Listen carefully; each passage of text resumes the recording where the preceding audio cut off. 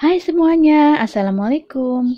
Agenda Emak hari ini, Emak mau lihat kosan Emak yang ketiga yang sedang dalam tahap pembangunan.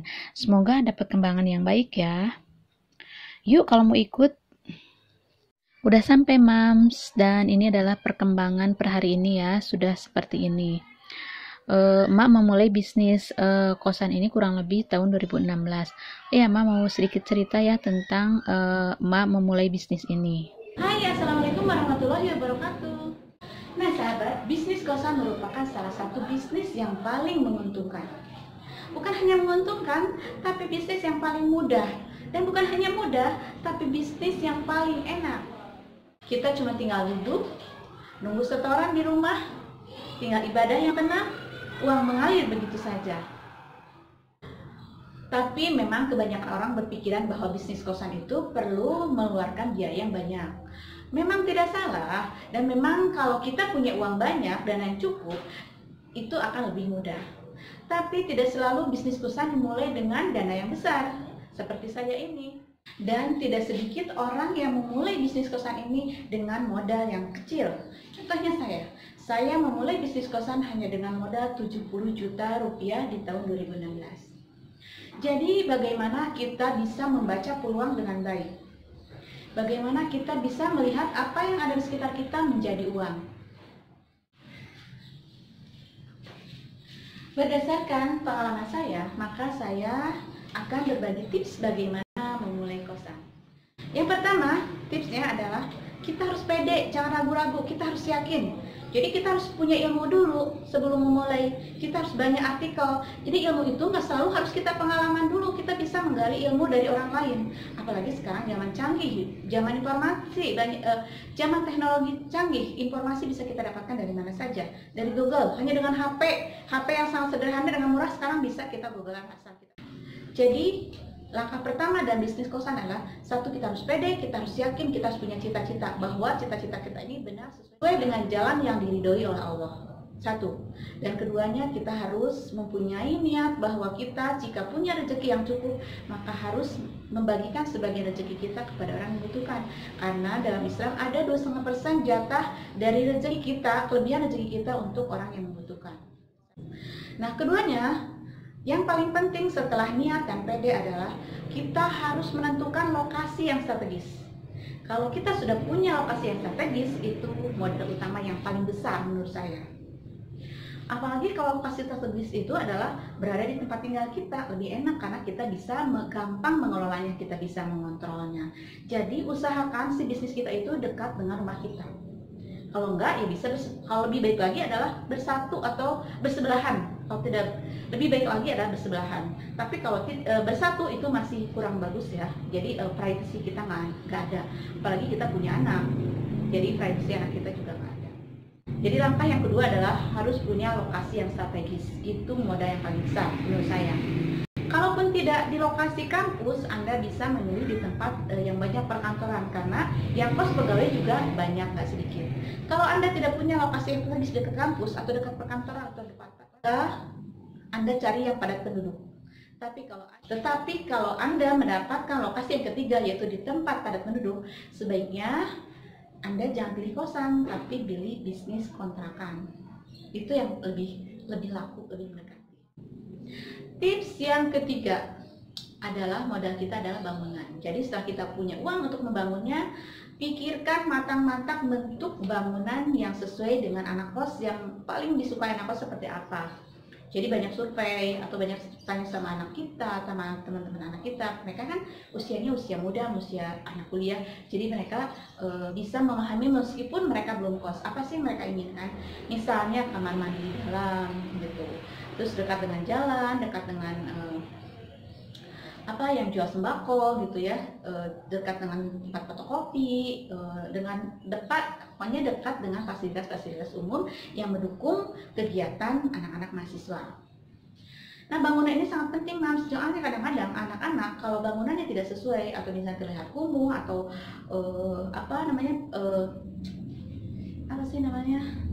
bentuknya tidak ideal lah gitu. Mereka juga bisa memilih begitu, apalagi begitu banyak saingan kosan ya, sekarang banyak yang menggeluti bisnis kosan, jadi saingan kita juga banyak. Jadi bagaimana kita pandai-pandai mengelola bisnis ini. Sekali bentuk bangunan atau layout bangunan yang sesuai atau yang dibutuhkan oleh anak-anak kos atau anak mahasiswa, terutama kamar mandi di dalam ya. Kemudian kalaupun di lantai 2 maka tangganya itu harus dibuat senyaman mungkin. Tips yang keempat adalah fasilitas. Meskipun fasilitas, harga kosan biasa tergantung dari fasilitas. Tinggal Anda mau memilih mana. Mau fasilitas yang sederhana, maka kita juga dapat uangnya sederhana. Kalau kita mau fasilitas, maka kita dapat uangnya juga uang fasilitas dengan mewah. Kalau mau mewah, maka kita juga akan dapatkan uang yang mewah. Sedang-sedang saja ya, kita juga dapat uang yang sedang-sedang saja. Tinggal sesuaikan dengan budget Anda. Tapi menurut saya, jika budget Anda cukup, meskipun tidak mewah, kita harus memberikan fasilitas yang mumpuni ini, misalnya kamar mandi sudah di dalam, kemudian ada tempat tidur, ada lemari, ada meja belajar, kemudian bentuk ruangan itu sirkulasi udaranya bagus. Nah, biar anak-anak tidak ribet, usahakan harus dibebaskan atau free untuk air, kemudian listrik dan wifi. Jadi mereka tidak banyak pikiran. Kemudian biaya bulanan terhadap daerah itu sudah kita yang menanggung. Jadi berilah fasilitas yang nyaman biar anak-anak kos nyaman tinggal bersama kita. Tips yang kelima adalah tentukan harga. Nah, tadi sebetulnya di tips yang keempat udah nyinggung-nyinggung nih sedikit harga ya. Jadi harga itu tergantung dari satu strategis, keduanya. Jadi harga itu tergantung dari satu lokasi yang strategis, keduanya adalah fasilitas yang kita tawarkan, dan yang ketiganya adalah kenyamanan. Tips yang kelima adalah kebersihan, kenyamanan, dan keamanan. Itu sangat penting. Kita harus bisa memberikan fasilitas ini, kebersihan, kenyamanan, dan keamanan. Kebersihan, kalau Anda nggak bisa mengelola sendiri, Anda bisa serahkan Anda bisa membayar orang khusus untuk membersihkan kosan Anda. Dan selain untuk menjaga kebersihan itu, selain dari pihak kita sebagai owner, juga kita harus melibatkan mahasiswa. Dengan cara apa? Kita buatkan peraturan mengenai kebersihan, misalnya buang sampah pada tempatnya, habis pakai piring kemudian cuci piring lagi, kemudian pada saat merokok buang puntungnya jangan sembarangan, dan lain-lain. Kenyamanan, kita harus buat nyaman. Kita buat nyaman tuh pasti berkaitan dengan fasilitas. Misalnya layoutnya yang bagus, kita sediakan dapur bersama, kita sediakan ruang kumpul bersama, ruang tamu bersama, kita sediakan jemurannya, kita sediakan airnya harus selalu terjamin, kemudian kita sediakan tempat santai dan lain-lain ya. Itu kenyamanan.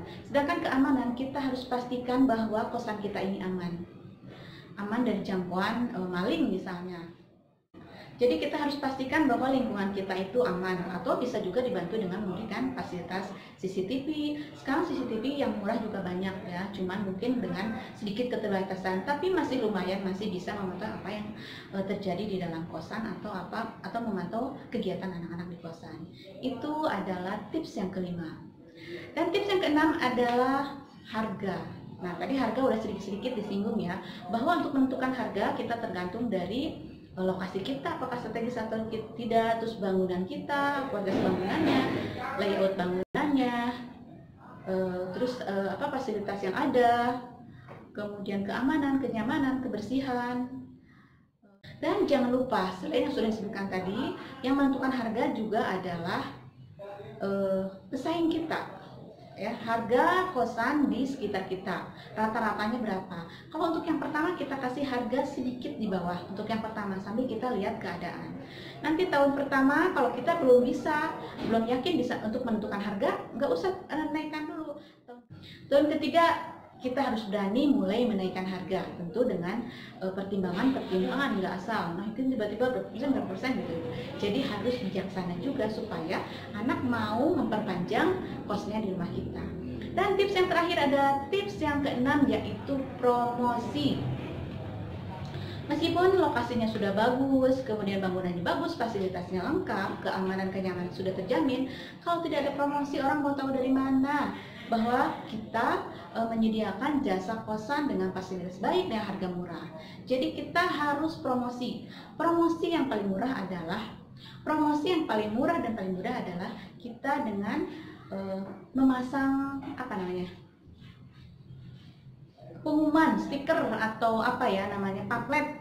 cukup di rumah kita atau bisa juga hanya di rumah kosan yang akan kita kosan. Di sini terima kosan, hubungi nomor. Nah, itu minimal itu. Kalau bisa dengan tambahkan cetak pamflet tersebar di mana-mana. Tapi itu sih jadul ya. Zaman sekarang nggak seperti itu. Promosi zaman sekarang menggunakan bisnis online. Zaman sekarang banyak aplikasi-aplikasi yang menawarkan jasa online untuk mempromosikan kosan kita. Misalnya bisa di OLX atau sekarang ada Mamikos. Sekarang yang paling enak tuh di Mamikos. Jadi yang paling laku gitu anak-anak mahasiswa kebanyakan dari Mamikos. Memang sebelumnya pakai OLX ya, itu bagusnya pakai OLX sebelumnya. Tapi sekarang ini sudah 2 tahunan ini Mamikos lebih banyak penggemarnya, lebih banyak yang pakai dari mahasiswa-mahasiswa.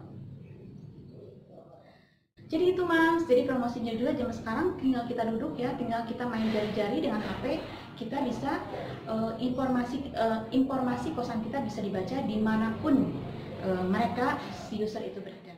Nah sahabat, itulah 6 tips bagaimana cara memulai bisnis kosan. Jadi setelah Anda mendengarkan uraian dari saya ini, semoga Anda tambah yakin untuk memulai bisnis ini.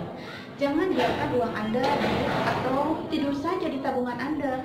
Udah nggak laku zamannya. Uang kalau dibiarkan makin sini makan sini, kan ada inflasi, makin nggak berharga. Jadi kita ini harus kreatif, harus bisa memutarkan uang menjadi bisnis yang syariah, yang berkah. Insya Allah kalau bisnis berkah, niatnya bagus, maka Allah akan memudahkan segala urusan kita. Itu yang harus yakin, bahwa niat kita benar, maka Allah akan memudahkan segala urusan kita. Semoga informasi ini bermanfaat. Semangat. Assalamualaikum warahmatullahi wabarakatuh.